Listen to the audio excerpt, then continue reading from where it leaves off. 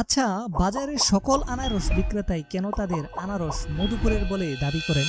অথবা আপনাকে যদি জিজ্ঞেস করি যে আনারসের জন্য কোন এলাকা বিখ্যাত, আপনি হয়তো এক কথায় উত্তর দিবেন টাঙ্গাইলের মধুপুর। এই মধুপুর কেনই বা আনারসের জন্য বিখ্যাত, আর কিভাবে এই মধুপুর হয়ে উঠল আনারসের রাজ্য? ঠিক এই প্রশ্নের সমাধান খুঁজতেই আমরা তিন বন্ধু মিলে রওনা দেই মধুপুরের বিখ্যাত গারো বাজারের উদ্দেশ্যে। সকাল 7টায় জৈনাবাজার থেকে প্রায় 60 কিলোমিটার পথ পাড়ি দিয়ে আনুমানিক সকাল 10টার দিকে আমরা পৌঁছে যাই গারো বাজারে। এটা মধুপুর অঞ্চলের অন্যতম গুরুত্বপূর্ণ আনারসের পাইকারি হাট, যেখানে মৌসুমী কৃষকরা সরাসরি ক্ষেত থেকে আনারস নিয়ে আসেন আর দেশের বিভিন্ন জায়গা থেকে আসা ব্যবসায়ীরা সেগুলো কিনে নিয়ে যান।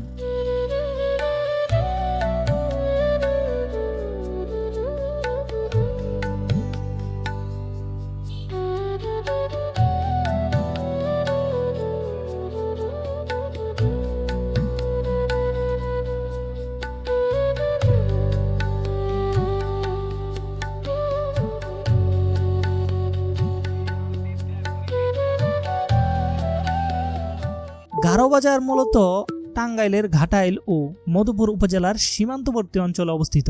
আনারসের মৌসুমে এই বাজারের চিত্রটাই বদলে যায়। সাইকেল, ভ্যান, রিক্সা কিংবা বিভিন্ন যানবাহনে করে কৃষকরা নিয়ে আসেন ক্ষেতের আনারস, আর বাজার জুড়ে শুরু হয় কেনাবেচা। তিনি সাইকেলে করে একবার 100 আনারস বাজারে নিয়ে আসেন এবং তার মজুরি 250 350 মানে দূরত্ব বুঝা পারে।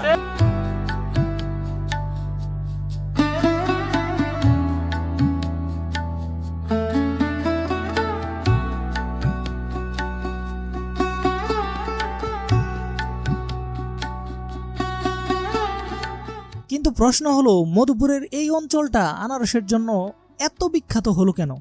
এর পেছনে আছে মাটি, আবহাওয়া এবং একটা দীর্ঘ ইতিহাস। মধুপুরের লাল মাটি আর এখানকার আবহাওয়া আনারস চাষের জন্য বেশ উপযোগী। এই অঞ্চলের আনারস শুধু জনপ্রিয়ই নয়, 2024 সালে মধুপুরের আনারস ভৌগোলিক নির্দেশিকা বা জিআই পণ্য হিসেবে স্বীকৃতি পেয়েছে। কলম্বাস আমেরিকা আবিষ্কারের সময় ইউরোপে নিয়ে আসেন আনারস। পর্তুগিজরা অষ্টাদশ শতাব্দীতে তা ভারতের কেরালা হয়ে আনেন মেঘালয়ে, আর 1942 সালে মেঘালয় থেকে মধুপুরের ইদিলপুর গ্রামে গারো সম্প্রদায়ের মিজিদয়ময়ী নামের এক লোক প্রথম আনারস আনেন।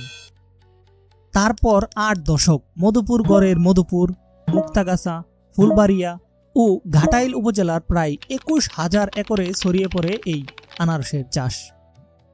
এই আনারসের বড় একটি বেচাকেনার কেন্দ্রই হলো গারো বাজার।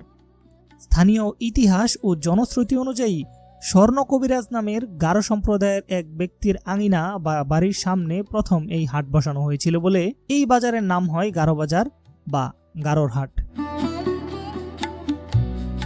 বাজারে ঢোকার পর প্রথম যে জিনিসটা চোখে পড়ল সেটা হলো আনারস আর আনারস।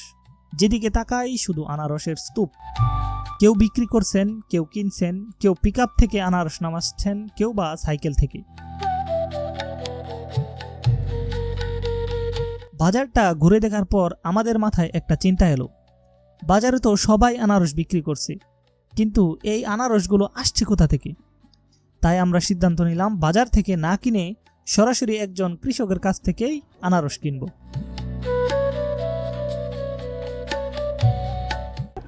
যত দূর চোখ যায় শুধু আনারসের বাগান আর আনারসের বাগান। এভাবে আমরা চলে গেলাম একজন কৃষকের বাড়িতে, কারণ বাজারে আমরা যে আনারসগুলো স্তূপ আকারে দেখেছিলাম, এখানে সেই আনারসের পেছনের গল্পটা দেখতে পেলাম।